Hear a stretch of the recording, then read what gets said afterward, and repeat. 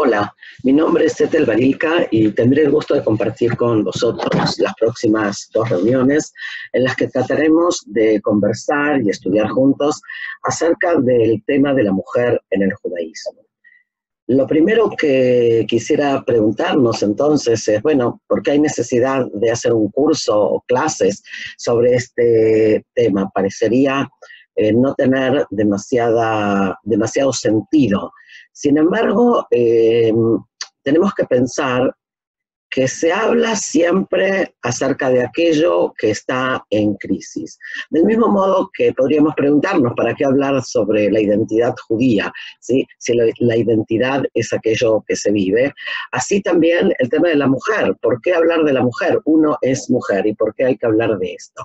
Sin embargo, no se trata solo de una cuestión de moda, como algunos pretenden, ni se trata solo de una cuestión de feminismo, sino que de verdad estamos en un momento histórico en el cual el tema de la mujer es un tema fundamental que debemos investigar y que vale la pena que lo estudiemos también desde la perspectiva judía. ¿Y por qué nuestra época es tan especial en esto?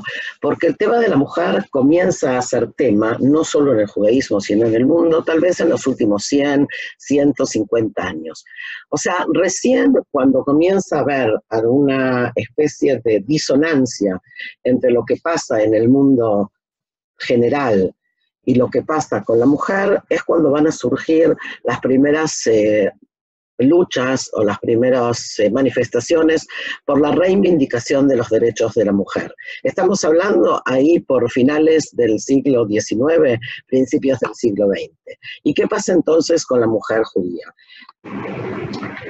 Como decíamos entonces, el tema de la mujer se convierte en un tema crucial en el siglo XX y algunos dicen que más aún en el siglo XXI. En el ámbito del judaísmo esto es muy notorio. En la medida que crece la inclusión de la mujer en las esferas del mundo general, aparece la tensión o la disonancia de manera más grave entre lo que acontece en el mundo general y lo que acontece en el mundo tradicional judío, presentando en ciertos lugares una reivindicación de una mayor inclusión de la mujer en esos espacios. Pero lo que vamos a hacer hoy no es hablar acerca de esas reivindicaciones, sino que vamos a tratar de entender un poco de dónde viene o cómo fue el devenir histórico, ¿sí?, de la realidad de la mujer, y tal vez en algún momento más adelante podamos hablar también de lo que está sucediendo hoy dentro del mundo tradicional judío. Uno de los problemas centrales que tenemos con este tema en el ámbito de los judíos es que enseguida se convierte en un polvorín y las temperaturas suben. Caemos en los extremos, por un lado, de la apologética, la idealización, la defensa de que el judaísmo siempre fue progresivo y siempre contempló bien a la mujer, etcétera, etcétera, o por el contrario, en el otro extremo, que el judaísmo es misógino, que el judaísmo ha apartado a la mujer. Bueno, mi propuesta es que tratemos de pensar, primero, que nunca los extremos son verdad. Segundo, que cuando hablamos de esa manera, lo único que estamos haciendo es proyectar nuestro discurso actual a una realidad histórica completamente diferente y por lo tanto distorsionamos para nosotros mismos la posibilidad de entender qué es lo que realmente aconteció históricamente en el judaísmo. ¿Okay? O sea que mi propuesta es un poco sacudirnos de esas polémicas, sacudirnos un poco de los estereotipos que todos tenemos en relación al tema de la mujer, sacudirnos los imaginarios y tratar de comprender algunas cosas, no todas, desde las propias bases normativas de nuestro judaísmo. Y también que tratemos de mirar el tema con honestidad y poder reconocer que sí, que puede ser que en ciertos lugares nos haga ruido, nos presente ciertas tensiones, que aún no hemos podido solucionar, pero que sin duda, si continuamos trabajando, podremos hacerlo. Bueno, vayamos entonces por parte. Lo primero es comprender que cuando estamos hablando de judaísmo, nosotros no hablamos de un credo, sino que estamos hablando de un sistema normativo. Muchas veces se comete el error, creo yo, de hablar del judaísmo en términos de religión. Por lo tanto, no creo que sea conveniente hablar en términos de credo ni en términos de religión, sino que prefiero que utilicemos el concepto de normatividad. O sea, cuando nosotros hablamos de judaísmo, hablamos de un sistema normativo, hablamos de un sistema de halajot, de normas, que van a regir la vida del ser judío en todos los ámbitos. O sea, tanto en el ámbito de la relación del hombre con Dios, como la relación del hombre con el hombre, como la relación del hombre con su prójimo. Ahora bien, este sistema normativo, que tiene su base o su corazón en la Torá, se fue desarrollando a través de los siglos. A mí, los que me conocen ya saben que siempre utilizo la metáfora de la cebolla. Entonces, si el judaísmo es como una cebolla, en el sentido de que en su centro, en su corazón, nosotros encontramos la Torá con sus mandamientos, y las diferentes capas que van formando esa cebolla es el desarrollo interpretativo, en este caso normativo y halágico, que se fue generando a través del estudio de nuestros sabios y de los fallos que fueron dados a través de los siglos. Desde el inicio, o sea, desde lo que podemos decir fue la compilación de la Mishnah, hasta nuestros días. Por lo tanto, cuando nosotros hablamos de normatividad, estamos hablando de un sistema, por un lado, dinámico, y por el otro, de un sistema diverso. ¿En qué sentido? Diverso, ya que la halajá se fue desarrollando de acuerdo a las diferentes geografías, y el desarrollo halágico que se dio, por ejemplo, en las comunidades de Ashkenaz, es diferente al desarrollo halágico en ciertas áreas que se dio en las comunidades de origen oriental o sefarditas. Del mismo modo, podemos hablar de un dinamismo que tiene que ver con la geografía, y también hablamos de un dinamismo que tiene que ver con las épocas. O sea, la halajá, el sistema normativo judío, ha tratado de dar respuesta a las diferentes problemáticas que se fueron presentando en las diferentes épocas, en todas las áreas de la vida, desde aspectos que tienen que ver con el comercio, hasta aspectos que tienen que ver con la ciencia, hasta aspectos que son los que nos atañen a nosotros, que tienen que ver con el estatus de la mujer y las relaciones hombre-mujer, o las relaciones intramaritales, etc. Por lo tanto, así como el sistema normativo tiene su mirada sobre todos los temas, lo tiene sobre esto. Y de eso se trata un poco la propuesta de hoy. O sea, no vamos a hablar de los judíos y lo que hacen, ni tampoco vamos a hablar de la fe, en el sentido de que la fe o la creencia, creo yo, es un ámbito netamente privado, al cual nosotros poco podemos decir acerca de él, y que tampoco tenemos mucho cómo entrarle. Por lo tanto, la mirada nuestra va a intentar ser más que nada jurídica e histórica. Si volvemos al ejemplo de la cebolla, vamos a tomar uno de los temas tal vez más sencillos para ilustrar lo que decíamos recién acerca del dinamismo halágico y de la diversidad halágica que tiene que ver también con la geografía. Y uno de los temas básicos es el tema de la poligamia. Si nosotros todos contempláramos la Torá, veríamos en la Torá que la mayor parte de las parejas que aparecen en la Torá son poligámicas.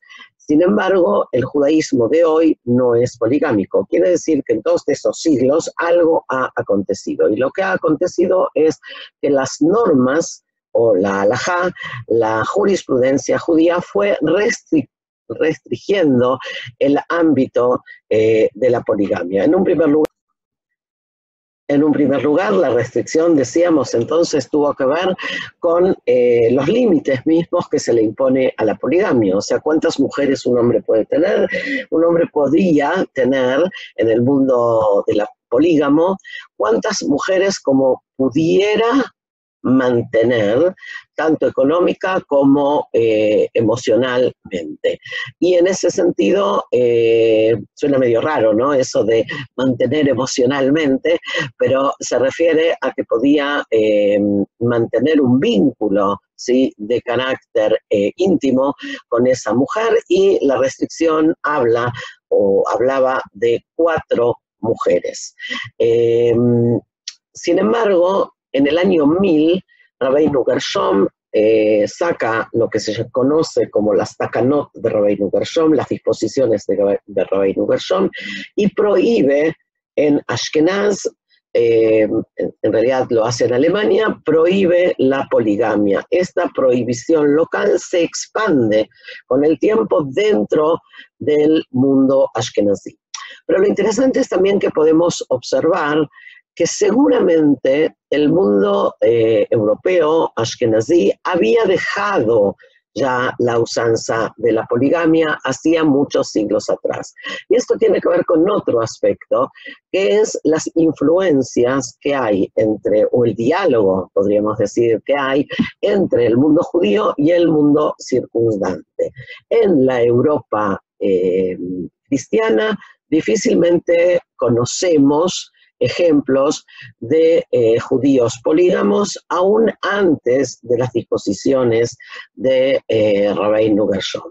Ahora, Rabbeinu Gershom no solo prohíbe la poligamia, sino que aumenta un aspecto más que muchas veces es olvidado y que tiene mucho que ver con nuestro tema, y es la disposición de la prohibición de divorciar a la mujer contra su voluntad. Lo cual, de alguna manera, no solo está limitando la cantidad de mujeres que el hombre puede tener, sino que le está diciendo, si bien en el mundo polígamo podías tener muchas mujeres, ahora que en el mundo monógamo tampoco es que puedes estar casándote, divorciando, sino que hace falta el consentimiento femenino para la otorgación del divorcio. Esta es una takaná, una disposición muchas veces no mencionada, sin embargo creo que es importante porque completa el espíritu de las normas que Rabbeinu Gershom quiso pautar, y que enseguida vamos a tratar de verla en un contexto un poco más amplio. Cuando hablamos de las disposiciones de Rabbeinu Gershom, de alguna manera, sin querer o queriendo, nos adentramos en uno de los temas más polémicos y más controversiales, y que tal vez presenta mayor dificultad, que es el tema del matrimonio y del divorcio en el ámbito de la normatividad judía. Esta problemática que existe no es una problemática que la vemos solo hoy en el siglo XXI, sino que los propios sabios del Talmud y de la Mishnah ya comprendieron que había tras este mecanismo alguna clase de tensión que había que intentar solucionar. ¿Y a qué me refiero? Conforme a las normas de la Torá, en el sentido, digamos, básico, en el corazón de la cebolla de la cual hablábamos antes, el hombre prácticamente podía divorciar de acuerdo a su disposición y a su voluntad. Esto sigue siendo así en el sentido básico, pero la normatividad posterior fue, de alguna manera, restringiendo esta posibilidad, generando una serie de mecanismos que limitan el poder el poder, diría yo, que le fue otorgado al hombre en este caso. La primera limitación que va a aparecer va a ser ahí por el año 200, cuando los sabios de la Mishnah establezcan lo que es la ketubá. La ketubá, que todos nosotros conocemos, el contrato matrimonial, no solo establecía el pacto, digamos, de manera formal, sino lo más importante de la Ketubá es que es una especie de billete de defensa, ¿sí? O de protección a la mujer contra la posibilidad del divorcio o en caso de divorcio. Hoy la Ketubá lamentablemente ha perdido parte de su peso formal, pero sí quisiera que lo veamos en el contexto histórico. Y si nosotros estamos hablando de ahí por el año 200, o sea, de hace casi 1800 años, estamos pensando que los sabios establecen que para que el hombre pueda divorciar a la mujer, si bien tiene derecho a hacerlo, debe indemnizarla. Y eso es lo que marca la Ketubá. La Ketubá marca la indemnización de la mujer en caso de divorcio. ¿Y por qué es importante indemnizar a la mujer en caso de divorcio? Estamos hablando, volvamos para atrás, de un periodo que aún es poligámico. Por lo tanto, aquí hay varios temas. Un tema tiene que ver con, muy bien, tú te puedes casar con otra mujer, no tienes por qué, ¿sí? Divorciarte de esta. Ahora, si lo que tú quieres es ahorrar y mantener solo a una, pues de cualquier modo tienes que indemnizar a la mujer de la cual te estás divorciando. Ahora, la indemnización en ese momento era algo así como lo que sería hoy un salario anual, algo que vale la pena pensarlo antes de realizarlo. En esto vieron los sabios un mecanismo que podía frenar la arbitrariedad del divorcio dentro del ámbito del judaísmo. Y así como en el año 200 tenemos esta primera limitación, 800 años después vamos a tener las determinaciones de Rabbeinu Gershom que van a limitar más aún el tema, como dijimos antes, de la poligamia y al mismo tiempo del divorcio. Otra vez vean que estos dos mecanismos están muy ligados. Y la gran pregunta que muchos se hacen es, ok, ¿y qué pasa hoy, 1000 años después de Rabbeinu Gershom?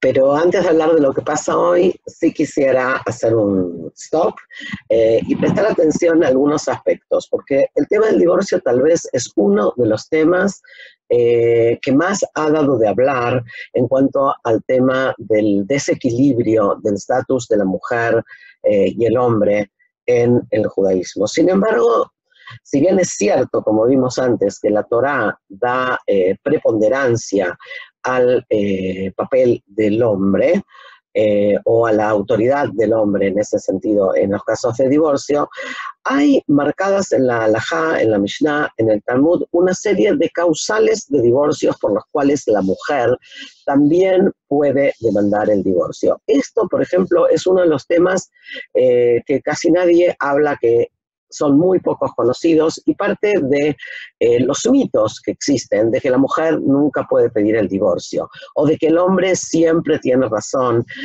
cuando pide el divorcio.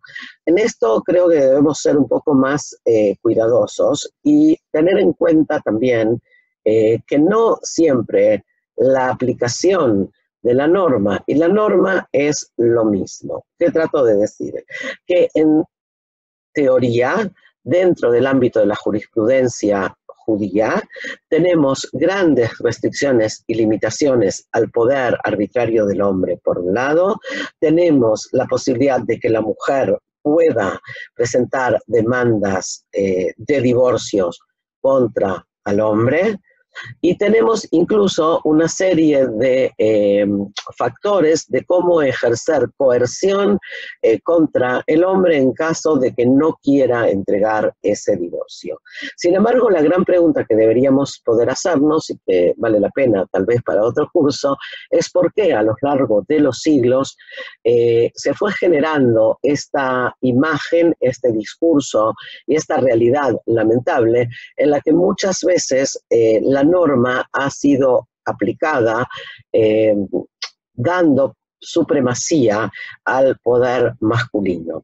Hoy nos encontramos en un momento tal vez diferente en el sentido de que se está trabajando seriamente para la resolución de problemáticas que aparecen en este ámbito. La problemática más grave es la problemática que tiene que ver con la mujer cuyo marido no quiere otorgarle el divorcio, porque esta norma toránica no puede ser cambiada, o sea, de acuerdo a las normas de la Torá, es el marido el que tiene que entregar el divorcio, y por otro lado, no se puede obligar a entregar un divorcio, porque en ese caso no sería un acto libre y voluntario. Esta trampa, digamos, legal, de alguna manera, es lo que ha generado esta problemática que hoy, en el siglo nuestro, en el siglo que nos toca vivir, se está trabajando también jurídicamente jurídicamente me refiero a lágicamente, para tratar de resolverla a través de toda una serie de mecanismos que permitirían, por ejemplo, la anulación retroactiva del matrimonio o que permitirían la creación de ciertas clases de contratos prematrimoniales que prevean la posibilidad de la entrega del divorcio en caso de que alguna de las partes lo solicite. O sea que también en este ámbito se están dando hoy cambios importantes. Creo que es importante saberlo para que cuando nosotros hablamos entendamos que si bien hay una base histórica de la cual deviene esta problemática, hay también una base histórica sobre la cual se están generando y se están tratando de generar resoluciones y soluciones. Y también lo hubo a lo largo de la historia. La pregunta, nuevamente, tiene que ver con la aplicación que han hecho durante la historia los tribunales acerca de esta normatividad. Y en ese sentido, también como hoy, nos encontramos con tribunales de todo tipo, tribunales más rígidos, menos rígidos, tribunales que contemplan la realidad de una manera diferente a otros tribunales. También en esto se da una diversidad importante. Ahora, ya que hablamos de esta cosa de la diversidad, quisiera aclarar algo, porque mucha gente me dice, pero esto es un lío, o sea, si cada rabino puede fallar como quiere, y si la halajá es diferente en los diferentes lugares, y si conforme a las épocas esto va cambiando, quiere decir que en realidad lo que hay es un gran enredo y no hay norma. Pues no, uno puede pensarlo así, yo prefiero pensarlo como una gran riqueza que nos permite poder ir generando respuestas a cada uno de los momentos históricos en los que vivimos. Si no fuera por ese dinamismo, difícilmente, creo yo, podríamos hablar hoy de la existencia de una jurisprudencia judía. Lo interesante es justamente esto, que tenemos este eje histórico del cual se deriva y alrededor del cual seguimos y continuamos creciendo y generando jurisprudencia también el día de hoy. Bueno, dejemos un poco los divorcios y pasemos a otros temas. Otro tema interesante, creo yo, para poder entender esto que decíamos antes. Por un lado, el tema de la dinámica del sistema normativo y por el otro, algunos de los prejuicios, algunos de los mitos que se generan o se generaron a lo largo de la historia. Es, por ejemplo, el tema de el poder que tenía el padre en la antigüedad para entregar en matrimonio a su hija menor. Y si bien es cierto que en el periodo antiguo los padres dentro del pueblo judío, pero no solo dentro del pueblo judío, sino en general, el padre hombre, sobre todo, tenía la autoridad de poder arreglar o entregar a su hija menor en matrimonio, ya el Talmud establece de manera muy clara una restricción a esta norma, diciendo, y prefiero leerlo para no equivocarme, dice el Talmud en Kirushim 81b, tiene el hombre prohibido casar a su hija cuando es menor hasta que crezca y diga a fulano yo quiero. O sea que hace falta la voluntad de la mujer para poder consentir al matrimonio. Este dato no es menor. Y esto se aprende de un relato bíblico que la mayoría de vosotros conocéis, que es el relato bíblico acerca de Rivka, cuando van a buscar, cuando Eliezer, el siervo de Abraham, va a buscar a Rivka para realizar el matrimonio con Jacob. Rivka es menor de edad, según el relato, y Eliezer pide que de manera inmediata viaje con él, y lo que le contestan es: vamos a llamar a la joven y vamos a preguntarle. O sea que de aquí, del concepto de que hay que preguntarle a la joven si está de acuerdo o no, también el Talmud posteriormente va a establecer la norma halágica por la cual el padre no tiene poder para entregar en matrimonio a la hija hasta que ésta no sea mayor y pueda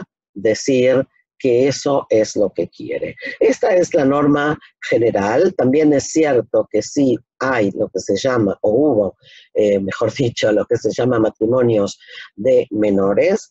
Esos matrimonios estaban de alguna manera restringidos y tenían que ser revalidados cuando la mujer llegara a la mayoría de edad halágica, o sea, a los 12 años. Este dato, que a los ojos del siglo XXI puede parecer extraño, es un dato importante porque nos habla acerca de la sensibilidad que ya sienten los jajamim en relación a la situación de la joven menor. O sea, no es como algunos piensan, que puede pautarse o arreglarse o entregarse un matrimonio de cualquier manera contra la propia voluntad de los hijos. No es eso lo que la norma establece.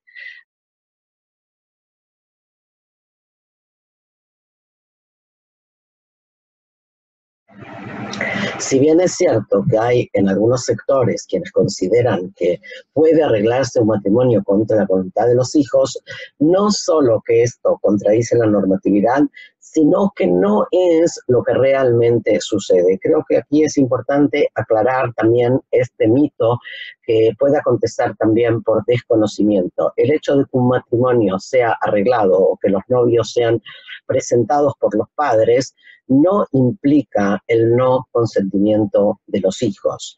¿Okay? Y esto es un tema delicado que sí vale la pena también tratar de mirar con los lentes de los no prejuicios. Lo que la norma viene a prohibir es el acuerdo contra la voluntad de los hijos. Ahora, ¿qué podemos aprender de este tema en términos más amplios? De este tema en términos más amplios aprendemos que hay norma y hay costumbre. O sea, pueden existir, y de hecho existen a veces, ciertas costumbres en ciertos sectores, en ciertos grupos, que puedan contradecir incluso la norma. Y aquí entramos en un tema muy agudo y muy problemático. Entonces, por un lado tenemos la norma, por el otro tenemos la costumbre. Y lo que debemos preguntarnos es, ¿en qué medida la costumbre es fuente de la ley? Y si bien sabemos que en gran parte del sistema normativo judío, así como en otros sistemas, la costumbre es fuente de ley, entender también que no toda costumbre puede convertirse en ley, por un lado. Por otro lado, en el judaísmo también tenemos, como vimos antes, las takanot, las disposiciones. Las disposiciones pueden provenir de una autoridad rabínica halágica o pueden provenir de una comunidad. O sea, también los parnasim, los líderes comunitarios, tienen poder para establecer takanot, para establecer disposiciones para el momento específico que vive una comunidad. A veces puede acontecer que tanto las costumbres que una comunidad adopta o las takanot, las disposiciones que una comunidad adopta, contradigan el propio espíritu de la normatividad, lo cual representa un problema importante en la vida judía y sobre el cual vale la pena pararse un poco a reflexionar. Porque ¿qué pasaría si la mayor parte de nuestra jurisprudencia se basaría en esta clase de normas que contradicen, de costumbres o de takanot, que contradicen el espíritu propio de la norma. Para poner un ejemplo de otro ámbito, si tomamos el ejemplo de la conversión, de acuerdo a las normas judaicas, una persona puede, después de un proceso determinado halágico de conversión, ingresar al pueblo judío. Sin embargo, hay algunas comunidades que establecen restricciones para el ingreso de estas personas a su comunidad.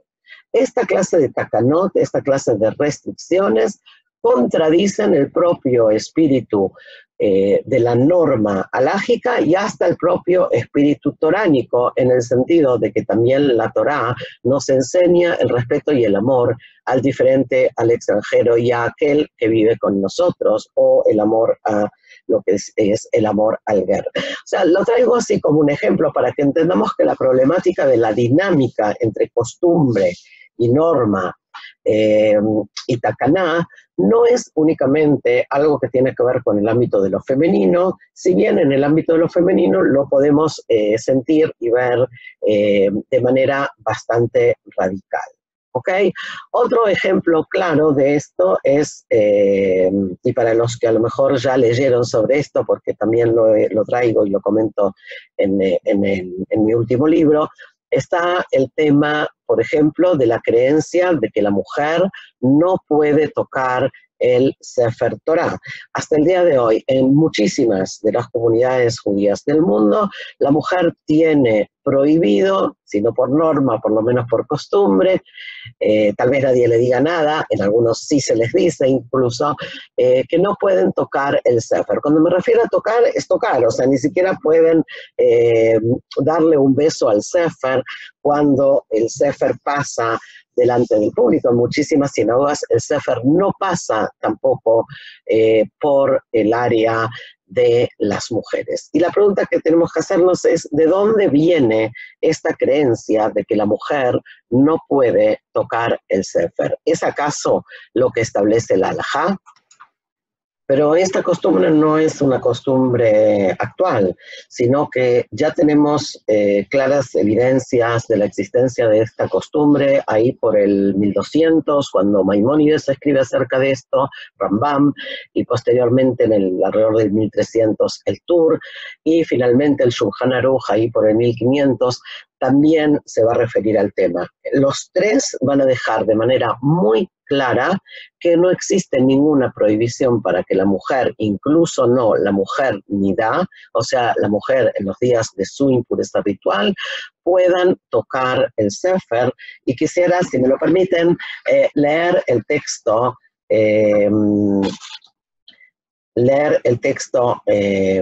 literalmente para que este punto quede claro antes de que pasemos a otros. Y dice el Tur que, como dijimos, escribe alrededor del 1300, así: todos los impuros, incluso la mujer nidá, o sea, la mujer en sus días de impureza, tienen permitido tomar el libro de la Torá y leer en él, mientras sus manos no estén sucias y se laven previamente. Tur Yoreh De'ah 282 para quien quiera buscarlo.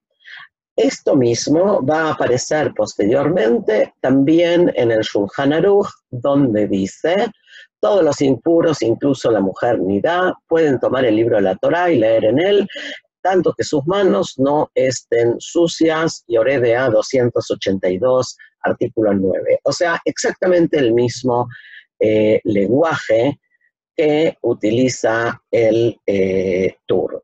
¿Okay?